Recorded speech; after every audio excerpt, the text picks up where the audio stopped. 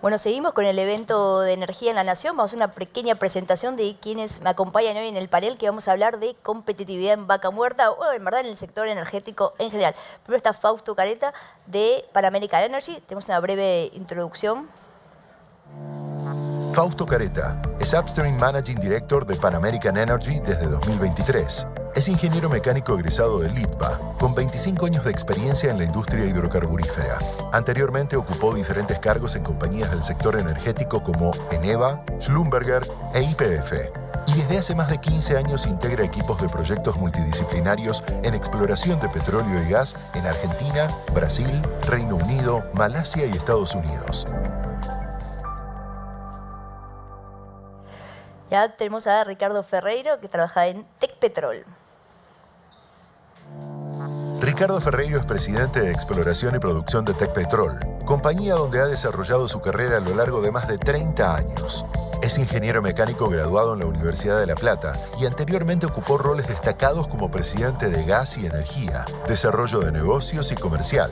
Además, fue gerente general de Tecpetrol en Venezuela y de Transportadora de Gas del Perú, entre otras responsabilidades. Bueno, y completa este panel de lujo un analista, Daniel Herold. Daniel Herold es director de G&G Energy Consultants. Es ingeniero industrial graduado en la Universidad de Buenos Aires con un posgrado en Economía del Petróleo y el Gas Natural del Instituto Tecnológico de Buenos Aires y 37 años de experiencia profesional en el negocio de petróleo, gas y electricidad en América Latina. También ocupó cargos ejecutivos en YPF, Petrolera San Jorge y Chevron.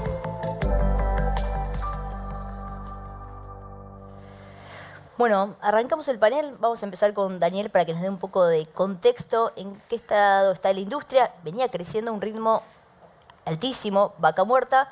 Ahora un poco se ralentizó, pero bueno, ¿por qué? Y si esto era esperable, y qué podemos esperar hacia adelante también. Bueno, buen día, gracias por invitar. Venimos de un ritmo récord de inversión, yo diría ya desde el año pasado, toda esta primera mitad del año. Batiéndose récords de todo tipo. Junio y julio, pese a que existe una cierta desaceleración desde abril, junio y julio baten los récords de producción también, porque viene del envión ese que menciono. Pero bueno, hay un cambio desde, yo diría, el 2 de abril, que en Estados Unidos se imponen derechos de importación. El precio del petróleo empezó a bajar. Y hoy vale $67 el crudo Brent, compara contra 80 de promedio el año pasado, con valores incluso más altos. Y entonces es lógico que en este esquema nuevo que hay en el país, donde los precios del petróleo y de los combustibles se alinean con los internacionales, cuando el precio sube deba subir y cuando baja también baje. Y eso es lo que estamos viendo, porque cuando baja el precio del petróleo, un productor de petróleo y también de gas, pero el de petróleo especialmente, sus ingresos caen un poco, y entonces su generación de fondos disminuye. Entonces no tiene tanta plata para invertir. Y si los costos suben, porque hay un desalineamiento entre la tasa de inflación y ese tipo de cambio al cual vende el producto de petróleo, le queda menos margen para invertir. No es que no le queda, pero le queda menos. Entonces es lógico que debamos prever que la actividad de inversión en Vaca Muerta disminuya un poco en la perforación de pozos, porque además hay proyectos de exportación de gas natural licuado, oleoductos nuevos, gasoductos nuevos. Entonces, las necesidades financieras son enormes. Interesante. Bueno, vamos con Tecpetrol, que es gran productor de gas, pero está metiéndose cada vez más en la producción de petróleo y tal vez a contramano de que empieza a desacelerarse un poco la producción. Ustedes tienen un ambicioso proyecto para aumentar la producción de petróleo en los toldos 2. ¿Querés contarnos un poco de qué se trata? Muchas gracias, Sofía. Buen día. Sí, efectivamente, quiero cerrar el concepto de gas porque queremos decir con orgullo que este año llegamos al récord de 25 millones de metros cúbicos de producción de gas en Fortín de Piedra, lo que convierte por bastante el primer yacimiento productor de gas individual. Seguramente del no convencional sí es el primero también. Y bueno, precisamente para balancear ese tema de un market share importante de gas, decidimos encarar el proyecto de petróleo. Ya veníamos trabajando en el proyecto de los toldos 2 haciendo lo que llama el proceso de desrisqueo. Habíamos perforado 8 pozos. Es un yacimiento con sus complejidades, tiene 4 horizontes productivos. hay que planificar muy bien todo. Hicimos la ingeniería, el desarrollo y lanzamos el proyecto con la expectativa de terminarlo en marzo del 2027 y agregar 70.000 barriles de producción desde ahí, lo que nos va a llevar para un total de producción de petróleo de la cuenca del orden de los 100.000 barriles, que serían casi un 15% respecto de la producción actual del no convencional. Por supuesto, no usaría la palabra a contramano de lo que sucede. Estos proyectos se miran, digamos, a una distancia, en un plazo. Nosotros esperamos que el precio del petróleo sea más saludable cuando pongamos en producción el proyecto, pero sí, por supuesto, estamos anticipando, como ya lo veníamos haciendo antes en el desarrollo de Fortín de Piedra, anticipando todo lo que tiene que ver con optimización, reducción de costos, disciplina, etcétera, etcétera, porque el mercado está cada vez más competitivo, va a ser cada vez más competitivo. Tenemos bondades de una roca muy productiva, pero tenemos que ponernos a la altura de poder competir con Mr. Brent en el tema del petróleo y con el mercado del LNG de Estados Unidos en el tema del gas licuado. Ahora vamos a hablar de eso porque me interesa saber cómo bajan costos en esta industria, pero primero vamos a hablar un poco de Pan American Energy, gran productor de petróleo. Bueno, ¿cuáles son los proyectos ustedes que tienen por delante? Específicamente primero en petróleo y después nos metemos, si querés, en gas, donde también PAE ahí tiene un proyecto bastante ambicioso liderando. Bueno, nosotros, ante todo, gracias por la invitación. Tenemos 7 áreas que operamos en Vaca Muerta. La relación es 55% petróleo, 45% gas. Al revés de otras compañías, nosotros preferimos de-risquear primero, evaluar bien geológicamente todas las áreas, lo que llevó un poco más de tiempo. Y ahora estamos en la etapa donde ya entendemos bien la roca, tenemos un plan de desarrollo en todas las áreas. Construimos las facilidades y la infraestructura para tratar el crudo y evacuarlo. Igual hoy estamos produciendo 30.000 barriles, pero ahora entramos en la etapa de desarrollo masivo, ¿no? Eso requiere contratar equipos y empezar a buscar mejoras de logística, nueva tecnología, y ya con un volumen a escala empezar la curva de aprendizaje y bajar el costo del pozo. Eso es en Vaca Muerta, y en Cerro Dragón también tuvieron un descubrimiento shale, que para el que no sabe es un descubrimiento no convencional también. ¿En qué estado está ese proyecto? Bueno, Cerro Dragón, el desarrollo no convencional es un salto importante para nosotros porque bueno, es el campo convencional más grande de la Argentina. Como todo campo, llega un periodo donde hay que empezar a buscar nuevos horizontes geológicos. Y ahí revisando la sísmica 3D y un poco desafiando la tesis que teníamos antes, dijimos, bueno, ya con la experiencia que ganamos en Vaca Muerta, geonavegando y entendiendo cómo funcionan los shales, vamos a probar y a hacer el primer pozo vertical primero, que nos confirmó todos los parámetros petroquímicos y petrofísicos. Nos confirmó que teníamos sobrepresión y nos confirmó que estábamos en la ventana de gas húmedo. Y eso nos alentó para hacer el primer pozo horizontal. Ahí hicimos un pozo de 25 fracturas, que es más o menos la mitad de lo que se hace en Vaca Muerta, pero es lo que podíamos hacer con el equipamiento que teníamos en ese momento en el Golfo. Y los resultados, por un lado, fueron alentadores y por otro lado nos desafió a encontrar una receta diferente de Vaca Muerta. ¿Qué quiere decir eso? Cada shale es muy particular y requiere de un análisis geomecánico y más específico para entender cuál es la receta que funciona en ese shale. Entonces, en este momento estamos planificando el segundo pozo.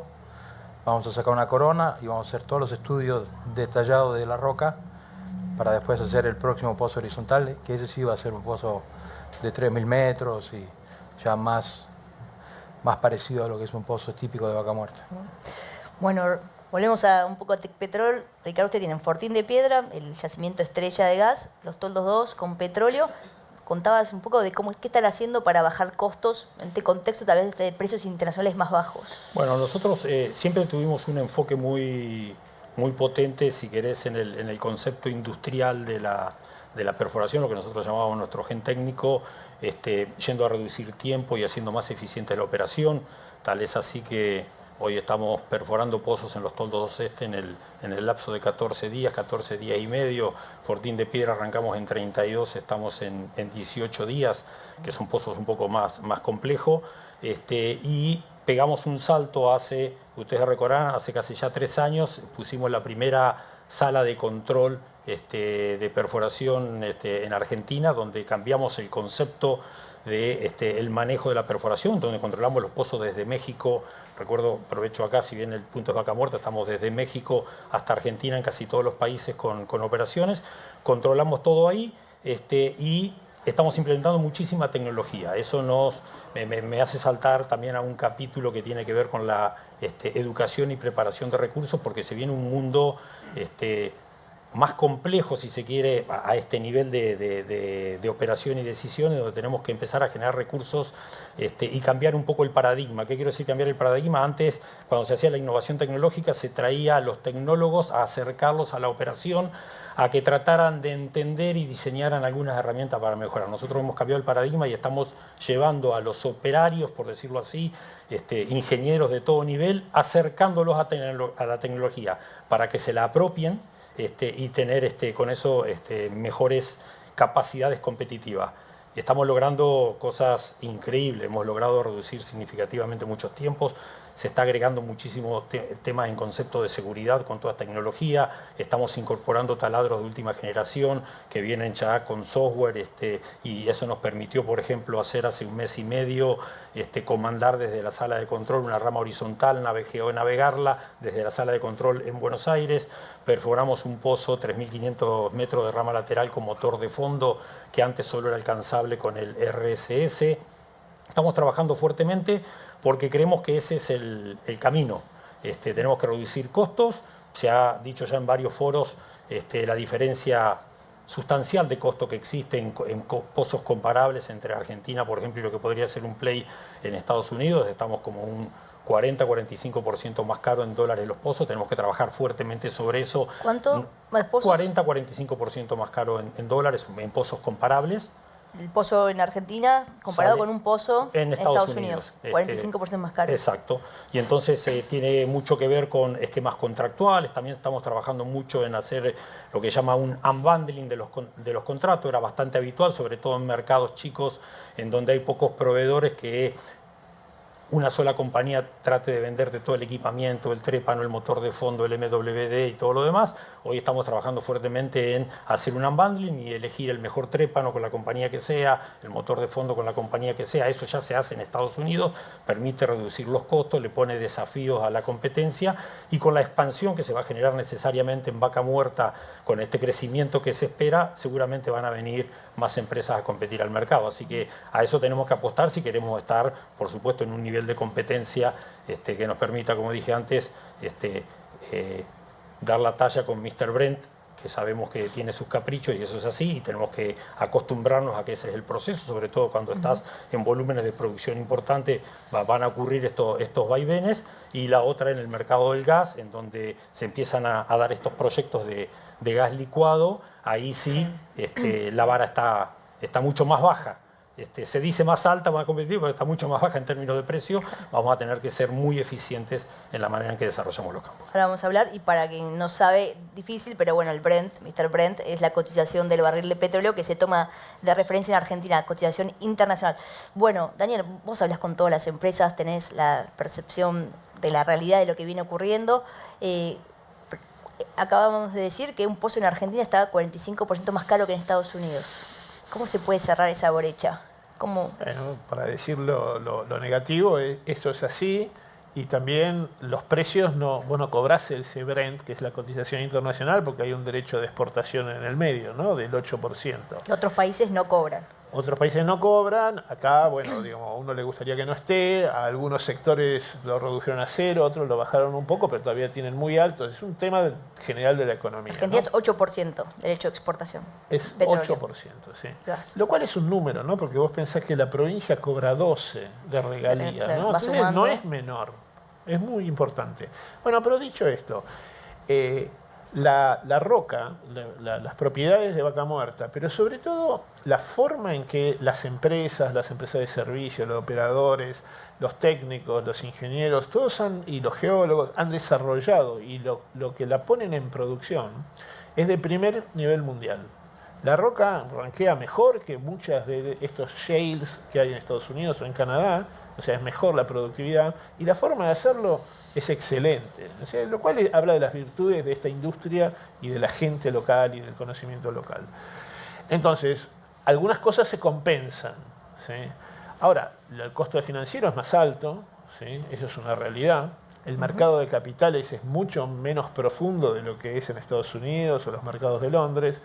Cuando una empresa tiene que salir al exterior, no es tan directo. Acá todavía hay restricciones en el acceso al crédito y las normativas del Banco Central. Por ejemplo, vos no podés controlar el precio de petróleo. Y estamos integrados al mundo y sobre eso hay un consenso. Ninguna empresa lo va a discutir.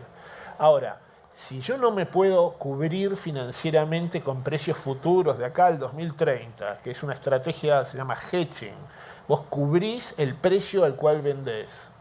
Claro, si es más alto, te embromás. Pero si es más bajo, lo protegés. Cuando estás haciendo una inversión, vos eso por regulaciones del Banco Central todavía no lo podés hacer. ¿Sí? El Banco Central tiene una norma que dice que cualquiera que quiera proponer una norma de flexibilización puede hacerlo. Es muy valioso eso.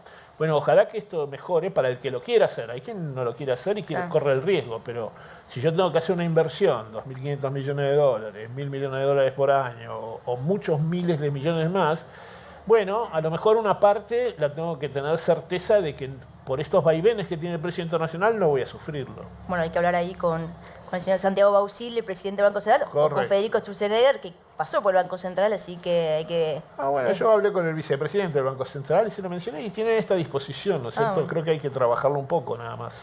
Bueno, Fausto, como dice entonces Daniel, el suelo hacia abajo somos muy productivos, el suelo hacia arriba es donde tal vez somos más costosos. Como... Bueno, en el caso específico del gas y para el proyecto de GNL, por el acuerdo comercial que tenemos con CESA, y acá estoy hablando como PAE, tenemos un precio fijo de gas, ¿no? Entonces, esa variable de elasticidad del precio del commodity no está hedgeada, está congelada. Entonces, la única variable que nos toca o en la que podemos realmente agregar valor es en el costo, no nos queda otra. Así que y encima tenemos que competir con el gas de Estados Unidos o el GNL de Estados Unidos. Entonces, por eso la vara es muchísimo más baja, ¿no? ¿Y cómo hacen ahí? ¿Cómo, vuelvo a preguntar, cómo se baja esa brecha de costos con Estados Unidos? Estrategia de contratación, entendiendo realmente y midiendo específicamente dónde está el desperdicio, buscando en el detalle. Él hablaba del concepto de industrialización. Hay que tratar todo el desarrollo como si fuera una industria y la calidad es fundamental. ¿Querés contar un poco más del proyecto de exportación de GNL? Que está todo el mundo pendiente sobre esos 2 buques de regasificación que van a llegar al país. Antes de eso voy a hacer una reseña de contexto. El recurso que tenemos en Vaca Muerta es más del doble o el triple que todo lo que ya descubrimos en Argentina en convencional y le sumo también en Bolivia. Y si uno mira las inversiones que se lograron hacer con esos recursos convencionales, los proyectos NEWA, el Gasbol, que va desde Bolivia hasta Brasil, o sea, son inversiones muy, muy grandes. Nosotros tenemos el doble o capaz que el triple de lo que ya se produjo o se sabía que había en convencional. Eso te da un poco la dimensión de lo que se viene, ¿no? Y el proyecto, los 2 primeros barcos, es la piedra fundamental de un proyecto mucho más amplio, que es el Argentina LNG, solamente la fase 1. Y bueno, nosotros tuvimos el coraje de empujar esa piedra y ponerla en el lugar, pero obviamente la industria inmediatamente se acopló y se asoció. Está YPF, está Harbour Energy, está Pampa Energía, además de Golar, que obviamente está metida dentro del negocio con los 2 barcos. La empresa noruega, que es la dueña de la empresa noruega, sí. Y eso para mí fue el punto de cambio, el punto de inflexión que dijo, bueno, este es el camino. Sin entrar en telejuicio de los programas anteriores, pero yo creo que esto viabilizó y abrió una puerta gigantesca que va a requerir mucha inversión. De vuelta, estos 2 barcos que van a tomar 27 millones de metros cúbicos y exportar 6 millones de toneladas de GNL por año, van a requerir 15.000 millones de dólares, ¿no? Es solamente en la parte de licuefacción. Pero para producir gas y desarrollar reservas para abastecer esos barcos, tenemos que invertir otros 10.000 millones. O sea que en total son 25.000 millones de dólares que eso va a generar ganancias, obviamente. Lo hacemos porque queremos ganar plata entre todos los socios, pero eso le va a permitir al país traer 15.000 millones de dólares en los próximos 4 o 5 años, ¿no? O sea, desde el momento que se pone el barco en marcha hasta que en los primeros 5 años estás hablando de casi 20.000 millones de dólares de exportaciones. Esos son números muy grandes, de muy, muy largo plazo, y hay que mirarlos de vuelta con una visión de largo plazo, ¿no? No se puede mirar la coyuntura de ahora. Muy bien, y Ricardo, estamos hablando de los buques para exportar GNL al mundo, pero tenemos Brasil acá muy cerca, que también es un futuro posible comprador. ¿Cómo se le exporta a Brasil? ¿Es por los buques GNL? ¿Es por gasoducto? ¿Cómo miras ese mercado? Bueno, nosotros creemos que hay un proyecto muy interesante a través de Transportadora de Gas del Norte, donde estamos también, que es la reversión del gasoducto, que ya se hizo parcialmente, y maximizar la interconexión Tratayén, por ejemplo, la Carlota, con la red norte, y creemos que puede haber un potencial de, diría, unos 20 millones de metros entre Brasil y lo que es reemplazo de líquido en la zona litoral y la zona norte, que para apalancar, por supuesto, como siempre decimos, el game changer para poner en valor la reserva de gas, son los proyectos de gas licuado, pero esto tiene un valor importante, también hasta tema de contribución e interconexión energética con Brasil, en un potencial intercambio de energía eléctrica. Recordemos que tenemos la conversora de Garabí en Uruguay, que nos permite exportar energía eléctrica a Brasil en determinada época del año y recibir, como hemos estado recibiendo, energía eléctrica de Brasil cuando ellos tienen excedente de agua o vertimiento. Así que hay una oportunidad importante que estamos trabajando, explorando. Hemos estado recientemente en Brasil también trabajando este tema. Y sí, me gustaría tocar un par de temas que me parece que son centrales, brevemente, que tienen que ver con cómo capitalizamos este crecimiento, digamos, energético, mayor producción de petróleo, mayor producción de gas, no solo en términos de divisas de exportación para el país, sino dejar un país mejor plantado, contribuir a tener un país mejor plantado en términos de desarrollo tecnológico, desarrollo de recursos humanos, desarrollo industrial, capacidades constructivas y operativas. Entonces estamos trabajando muy activamente en términos de capacitación. Cuando digo muy activamente, tenemos 5 o 6 programas: Genera, Gentécnico, Beca Roberto Roca, simuladores en las escuelas, programas de capacitaciones. Hay un tema que siempre fue muy cercano al Grupo Tequín, y en Tecpetrol lo empujamos muy fuertemente. Y también en el tema del desarrollo de las pequeñas y medianas industrias, el plan ProPyme, que saben que es muy potente. Hicimos, por ejemplo, el año pasado una planta de 1.000 metros cúbicos en puesto parada. Puede parecer poco, pero 6.000 barriles que lo pusimos en producción y hoy está funcionando perfectamente. La hicimos con 7 empresas, con 7 pymes, completamente con 7 pymes, 6 de las cuales habían participado en el programa ProPyme. Se hicieron los calentadores de petróleo más grandes que se hayan construido en la Argentina. Lo hizo una empresa local, que hace 5 o 6 años se importaban, o sea, se hace acá. Esto es generar más capacidades, reemplazar importaciones y hacer un crecimiento virtuoso que no solo nos deja la divisa del petróleo, sino nos deja un país mucho mejor plantado desde las capacidades tecnológicas y productivas. Es increíble. Bueno, y para cerrar, y no me mates con esta pregunta que no te gusta que te haga, pero ¿cuándo proyectás que Vaca Muerta va a producir 1 millón de barriles diarios? ¿Hoy cuánto produce y cuándo crees que vamos a llegar a ese número? Que para el periodismo es increíble. Vaca Muerta ya, quiero publicar esa nota ya. Bueno, en julio produjo 508.400 barriles por día. ¿De un total del país? De 817.000 o algo por el estilo. Bien. Que pegó un salto enorme en junio y julio, después de 5 meses que estuvo estancado, ¿no? Entonces ahí hay un temita. Yo creo, mis proyecciones, en un escenario que es de alta inversión, como es el que creo que vamos a tener, que no es el récord del año pasado, pero es de alta inversión. Y yo lo que creo es que el país y la cuenca neuquina en particular, va a ir a, que hoy produce 600.000 barriles, de los cuales, como te dije, 508.000 es Vaca Muerta. Para mí, para el 2030, en mis proyecciones, creo que llega a 1.100.000 barriles.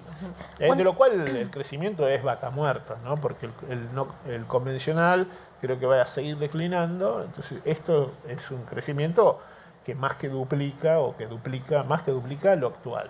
Sí, Y el- hay otras proyecciones más optimistas también. Y la última, el récord, Argentina produjo la mayor cantidad de barriles de petróleo en 1998, 800... Septiembre de 1998, 828.000 barriles, que creo que el mes que viene, septiembre, entra un yacimiento de Shell YPF que ha estado en desarrollo, tiene una planta, puede tener problemas, que al inicio es medio complicado, qué sé yo, de acá a fin de año se supera. Batemos el récord de 1998.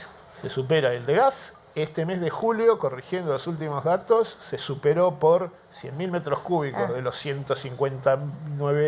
159.800.000, el récord de agosto del 2004. Impresionante. Bueno, muchas gracias y nosotros nos vamos, pero sigue el evento de energía, así que quédense un ratito más.